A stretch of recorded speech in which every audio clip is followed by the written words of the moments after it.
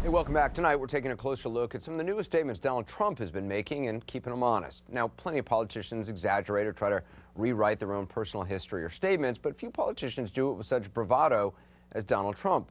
When he's questioned about unsubstantiated claims he's made, he usually tries to dodge the question or simply deny he ever said the things that he has in fact said. Then, of course, he'll attack the reporter or try to change the subject. Let's get into a few recent examples. Just this morning, when talking about the wars after 9/11, Trump said it was right for the United States to go into Afghanistan. We went into Iraq, which was a disaster decision, just a disastrous decision. Not Afghanistan, because that's probably where we should have gone in the first place. Well, New Day's Allison Camerata pointed out that just 2 weeks ago, Trump said going to Afghanistan was a mistake. Trump wasn't hearing it. We made a mistake going into Iraq. I've never said we made a mistake going into Afghanistan. Our question was about Afghanistan. That day on October 6th, it was about Afghanistan. Okay, it wouldn't matter. I never said it. All right. He said he never said that, except he absolutely did say that 2 weeks ago. Do you believe that American boots should stay on the ground in Afghanistan to stabilize the situation? We made a terrible mistake getting involved there in the first place. We had real brilliant thinkers that didn't know what the hell they were doing, and it's a mess. It's a mess. Well, this isn't the only mess Trump is refusing to acknowledge, much less clean up. Here's what he said last night about President Obama allegedly coming for your guns. So, big Second Amendment. We're all big, heavy on the Second Amendment, You know, the president's thinking about signing an executive order where he wants to take your guns away. You hear it this way. This is the new. Not going to happen. That won't happen. But that's a tough one. I think that's a tough one for him to do. When you actually have the Second Amendment, that's tough. Again, Allison Camerata pressed him on this on New Day. Mr. Trump, the president has not signed an executive order to take away guns. No, I've heard that he wants to, and I heard it, I think, on your network. Somebody said that that's what he's thinking about. I didn't say he's signing it. I said I think that would be a tough one to sign, actually. Yes, it's impossible, in fact. Yeah, I would say it would be impossible, but nevertheless, he was thinking about it, and I've heard it from numerous networks, and I've read it in the papers. You know, my source is the papers, so they're pretty good sources. So the sources are numerous networks, the papers, and he heard about it somewhere. There has been some reporting about the White House considering an executive order to expand background checks for gun buyers. But that's a far cry from the president wants to take your guns away. Look, this is all fine if you're talking to your friends in a bar, but if you're the leading candidate in your party for president of the United States, you might think you would need more evidence for those kind of statements. Now, we've seen this type of brush off before from Donald Trump. Watch what happened when I asked him myself for any proof of another of his big claims that the Mexican government itself is sending rapists and criminals across the border, a statement that, by the way, immigration officials say there is just no evidence to support. I think it's common sense. Mexico doesn't want to house somebody for 30 years in a prison when the United States will do it. You keep saying everybody knows this is the case. I think so, yeah. Being sent. I think a lot of people know. But there's no I think the evidence smart people know. I think the streetwise people know. You and I have think no border evidence. guards know. Well, you're going to find out if I have evidence. I'm not telling you now, but you're going to find out what I have. Well, we're still waiting for that evidence, by the way. So the strategy seems to be make the wild claims, then deny you ever said them, or just say you heard about it somewhere, or that smart people know about it, or that, never mind, you've got a secret you'll let us all in on later. Unlike with other politicians, however, none of this seems to be hurting Donald Trump at the polls. Look at this new CNN ORC poll. Mr. Trump continues to dominate, just like he has since entering the race in June. One thing many of Mr. Trump's supporters say is that they like him because he's a so-called truth teller. But over the last 24 hours, we've seen at least 2 examples where that just doesn't seem to be true. Joining me now to talk about it, Trump National Campaign co-chairman and policy advisor Sam Clovis. With me again, talk radio host Dana Loesch, host of Dana on the Blaze, and CNN political commentator and former Obama administration official Van Jones. Mr. Clovis, so, I mean, if Trump is going to portray himself as this truth teller, someone who tells it like it is, shouldn't he be speaking the truth, or at least, you know, admit when he's been caught saying things that he didn't, or reversing himself based on something he said 2 weeks before? Well, I thought we were going to have a discussion on policy tonight, and I'm sorry this is where this is heading. Well, this is policy. I mean, he said he was against going to Afghanistan, and now he's for it. I don't appreciate this at all. I didn't have any indication that this is where we were going to be going with this. I thought we were going to be talking about policy and where we are in the campaign and our polling and where we're going to be ending up with this thing. But if, these are the issues that you want to bring up, that's fine. I'll let the other commentators comment on it.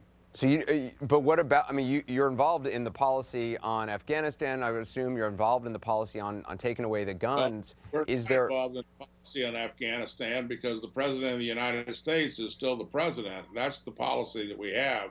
We're not involved in the policy in Syria because that's the policy that we have.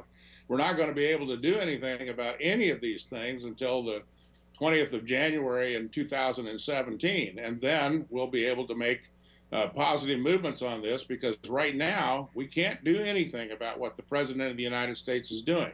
But do All you we can do believe? is talk about it and comment on it. Do you believe the president is really trying to take away guns? That he wants to sign an executive order to take away guns, and that's based on reporting? I was waiting to come on here when you were broadcasting the news on Paul Ryan. I was able to do a little bit of search on my wonderful phone here, and I was able to find out that he would like very much, as common outlets, your network, in fact, has reported that he has spoken about having a model in America, much like that in the United Kingdom and in Australia. And that to me leads us then to confiscations of guns. And Australia has talked about confiscating, and it has confiscated guns, and frankly, it hasn't worked out for them. So from that perspective, that's exactly where we're headed if the president has his way. And every time that the president decides to encroach on the Second Amendment, and I want to make sure that people understand the historical significance of the Second Amendment. The Second Amendment is lifted almost verbatim from the Bill of Rights that was appended to the Constitution. But the president of the United States England. is not talking about revoking the Second Amendment. 1689. So let's talk about where we are with this. And so if this is what you want to talk about, I'm fine. We'll talk about that. Well, Dana, I'd like to talk about it, Anderson. Van, what do you make of this? Well, I mean, part of the problem that we have here now is that the word of the President of the United States is supposed to mean something. You're trying out for a particular job. You don't go, if you're trying out to be a surgeon, and show up, dressed like you're showing up for a completely different profession. He is not improving. The problem we have right now is that he started out saying outrageous stuff. He gets called on it. He doesn't improve. I don't mind somebody new coming into politics. They don't get everything right. You do expect them to grow. He's not growing. He's getting worse. And the other thing, you cannot see a bigger difference between what you just saw with Paul Ryan and what you're seeing with Donald Trump. Paul Ryan came out there. He showed a level of maturity and also political smarts. He says, listen, I'm not going to be speaker and end the Civil War. End the Civil War and I will become speaker. That shows a level of almost political genius. But next to a Donald Trump who will say anything, who will not take any responsibility, who is, and if you imagine this person being president of the United States, you are putting the safety of Americans at risk. People around the world need to know when the president speaks, he is telling the truth. Let me jump in here. Let me jump in here, and Dana, let me bring you in here, and let me argue the opposite, 'cause I do like to look at things from all points of view, and I don't want Sam to feel that I'm, surprising him if he wasn't aware we were going to talk about this stuff. But you could very easily say, well, look, Donald Trump should get more leeway than other Republican candidates because he's not a professional candidate. He's not a career politician. And so maybe, and what a lot of his supporters like is that he is sometimes speaking extemporaneously. True. And maybe sometimes he's, not fully read in on something but should he get a break that a career politician who's had, history of voting maybe not get? Right. Well, 2 points on that. First, I will say I think Donald Trump is the pop culture candidate of this particular election cycle. And if anyone understands sound bites, I mean, this was a guy who I'm not aware. I think he may have trademarked the phrase "you're fired." If he hasn't, he should get on that. But he understands sound bites.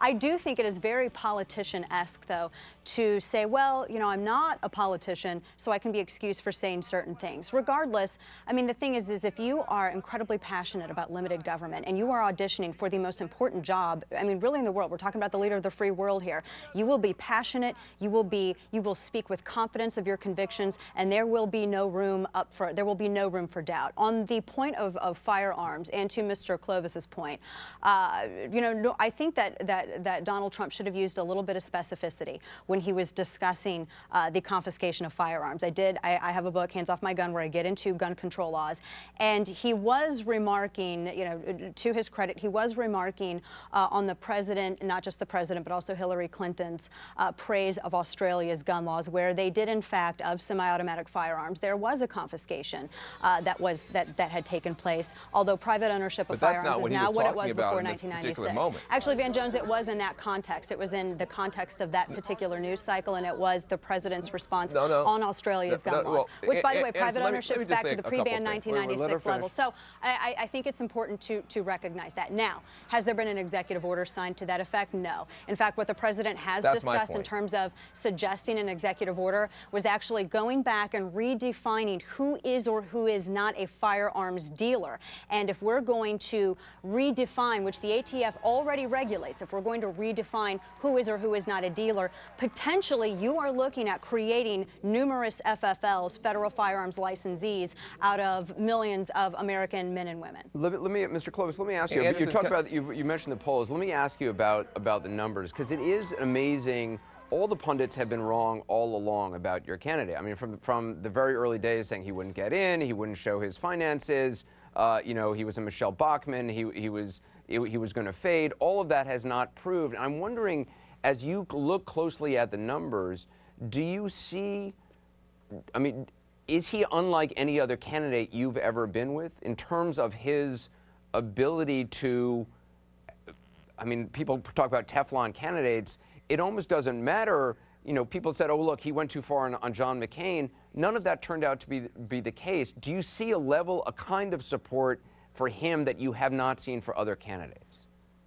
Anderson, I think the very first time you interviewed me, I told you that this is not a regular candidacy. This is not a normal campaign. This has not ever been seen in the history of the United States. I've been watching politics since 1956. And I've never seen anything like it, and I certainly have never been associated with anything like it, because you cannot look at this campaign through the regular prism of what we've seen over the past 50, 60 years in presidential politics. You can't, because look at who's ahead.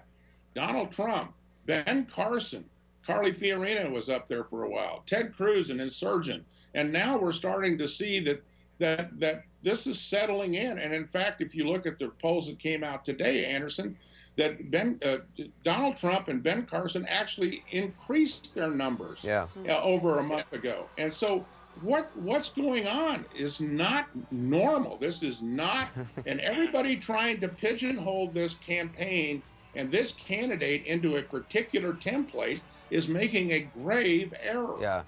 We got to leave it there. And we have seen celebrity candidates before. The difference was when Arnold Schwarzenegger ran in California, he started off terrible and completely unprepared. He improved through the course of the campaign. We're not seeing that with Trump. He's getting worse. Well, I don't know about that. I mean, I don't think that's fair to say. I mean, unfortunately, we're simply out of time. But I mean, I don't know that that's really fair to say. I think a lot of people would say he's telling more lies.